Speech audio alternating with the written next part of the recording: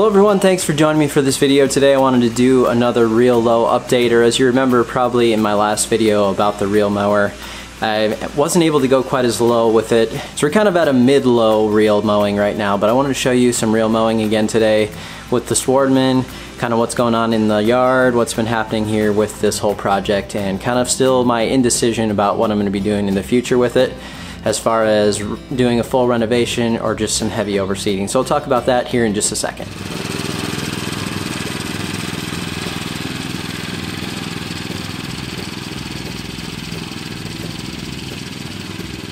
So that opening sequence there was me just doing an oil change on the Swardman. Anytime you have a new mower or a new motor that you're breaking in, it's important to change the oil after a little bit of use. It's going to have a little bit of fine metal shavings in there as the motor kind of gets broken in. So for this motor in particular, in the book it recommended 8 hours, so I'm somewhere around there. I don't have an hour meter on this thing, but I was just kind of gauging off of how much I've used it, so I wanted to make sure to get that oil change completed. Very simple on this machine. There's an oil fill on the front and the back, so you can just tip over the machine and it's very easy. This is probably a good chance you want to see the Swardman in action again and what's going on with my current look of my yard, so let's get to a little bit of mowing footage.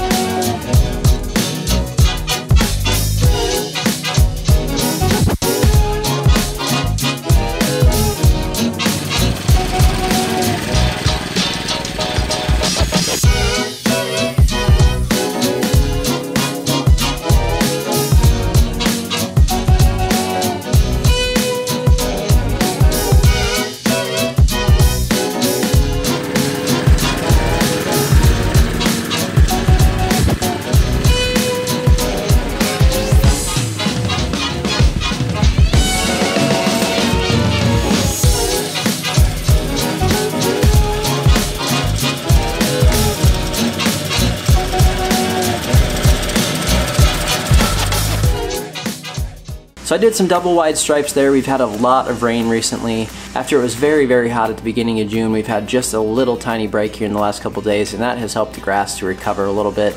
There's a few things though that are going on here. First of all, I want to mention that I moved up the height of the front yard. I was mowing at 1.25 inches, but with all the heat that we were having, all those issues I was having with the tall fescue that I mentioned in my previous video, I just decided to raise it up just a little bit, and what that will do would allow me to use my rotary mower, either my Honda or my Time Master, to mow this every once in a while as well, just to pick up the grass a little bit more.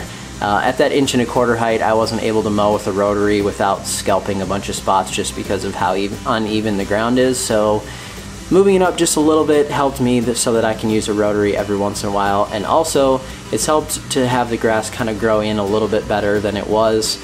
It looked good at the 1.25 inches, but remember I mentioned I have quite a bit of tall fescue in there, and also, I'll show you in a second, but I think some of my ryegrass got some fungus problems.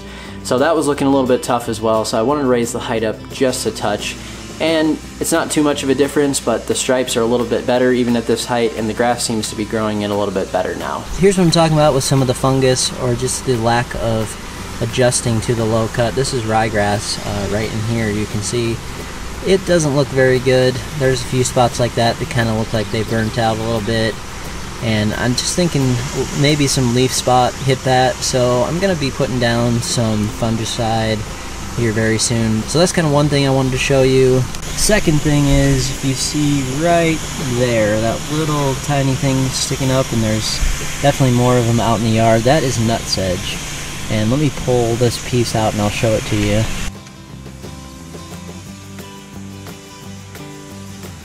So there's a couple pieces of it you can see.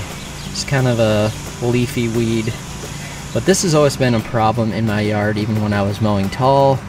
It's always been something that's there. Now most of the time it hasn't gotten too aggressive, and the little ones that I do see I've been able to pull, but now that we're kind of seeing more and more of them out into here, I might have to do a little bit of spraying to get rid of these before it starts to take over everything. So that's something that I'm probably going to have to take care of as well.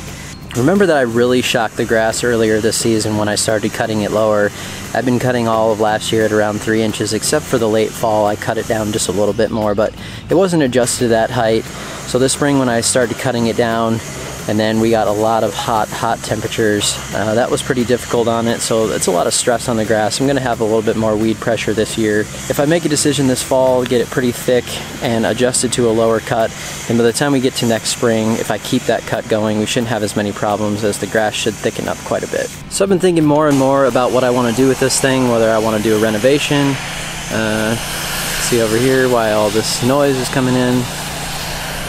So I'm trying to decide if I want to do a renovation or if I want to just do some major heavy overseeding and leveling this fall. I want to show you a couple areas here of some differences in my grass types. So I don't know how well this is going to show on camera, but right here, that little area right there, you can see this green, darker green circle, that's ryegrass. So that was probably a section last year, a little bit of patch that I put in, so there's a big chunk of it there.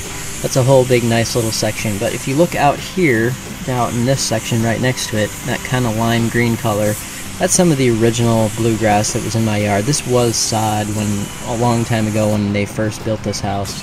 So it's probably about 12-year-old sod, maybe 10, somewhere in there. So those aren't some of the greatest varieties of bluegrass. It doesn't look like they kind of have a lime green color. They tend to grow up really quickly, and so that kind of tells me it's not an elite variety, and just from the color as well, I can kind of tell it's not what it is. So the problem is whether I can kind of match this to that over time, and I think with heavy overseeding of this, if I really get in this year and get really aggressive with it, I could probably mix in quite a bit more ryegrass, and it would probably look a lot more uniform. So that's just kind of the decision that I'm trying to make right now.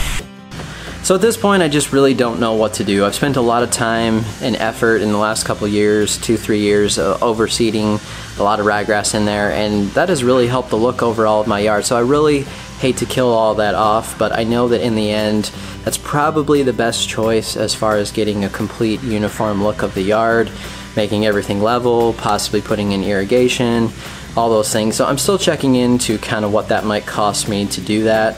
To do all that leveling and to do some irrigation work and put in a system. So at this point, I haven't made a decision. I'm just, every day I kind of change my mind as to what I think I'm going to do, because, so I do like the look of the yard currently, and the tall fescue, which I should show you here really quickly, because some of you are wondering if it was going to die off at this height. Let me go show you just a quick section of that as well. But overall, still deciding on the renovation. Don't really know what to do at this point. Alright, so it's going to be a little bit difficult to see. This is not a good time to film with the bright sun, but right in here is tall fescue. There's a big chunk of it right there, and there it is. So overall, there's just a tiny bit of brown down in there, but really, it's not really looking too tough at this point. I've been kind of looking around the yard, and I've seen quite a bit of fescue that still looks perfectly fine. So I'm not at the low cut that I was, but I'm not all that much higher. I'm still at 1 3/4 inches. So I would think that at that point it should be suffering a little bit, but it doesn't look to be.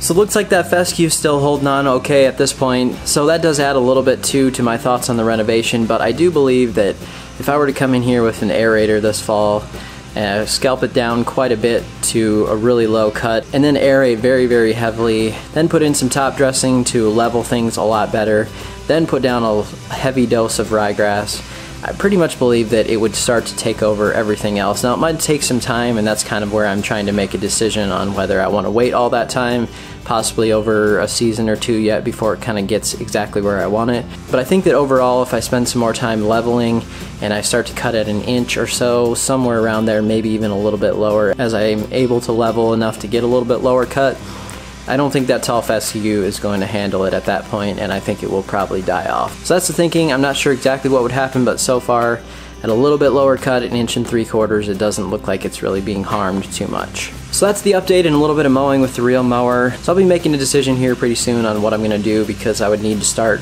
about midsummer if I'm going to actually do a full renovation. But chime in the comments if you have some thoughts. Thanks so much for watching this one, and we'll see you next time.